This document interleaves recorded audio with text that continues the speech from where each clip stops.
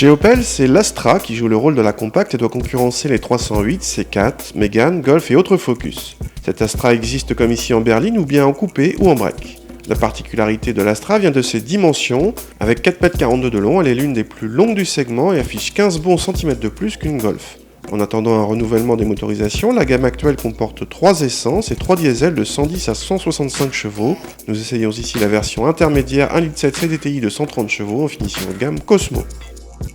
A l'intérieur, la qualité de présentation est correcte dans la catégorie, mais l'ambiance très sombre rend l'habitacle assez triste. Seul l'éclairage d'ambiance égaye un peu le tout. La console centrale est un peu fouillée avec plein de boutons et l'ergonomie nécessite un temps d'adaptation. À l'arrière, malgré les dimensions importantes de la voiture, l'espace aux jambes est moins généreux que dans une Golf, mais reste supérieur à celui des françaises. Le coffre atteint 351 décimètres cubes, un chiffre assez moyen pour la catégorie puisque la C4 ou la nouvelle 308 dépassent chacune 400 décimètres cubes.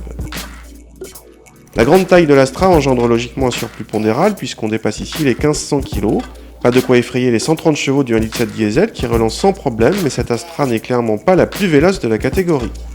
La Mégane 1,6 litre DCI 130 lui prend 1 seconde 5 au 0 à 100 et presque 8 secondes pour passer de 80 à 120 sur le 6ème rapport, un gouffre. Le poids nuit également au comportement, pas très dynamique, mais la voiture est très saine, assez confortable dans l'ensemble et la commande de boîte s'avère étonnamment agréable.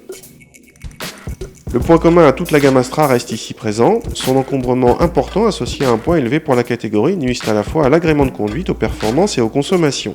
La Mégane 1,6 DCI 130 consomme quasiment 1,5 litre de moins en moyenne. L'Astra propose une version basse consommation appelée EcoFlex, forte de 110 chevaux. Elle descend sous les 100 grammes par km de CO2 mais perd encore en agrément de conduite. Vivement l'arrivée sur l'Astra de la nouvelle génération de blocs diesel déjà présente sur le Zafira Tourer. Ce 1,7 litre commence à être vieux.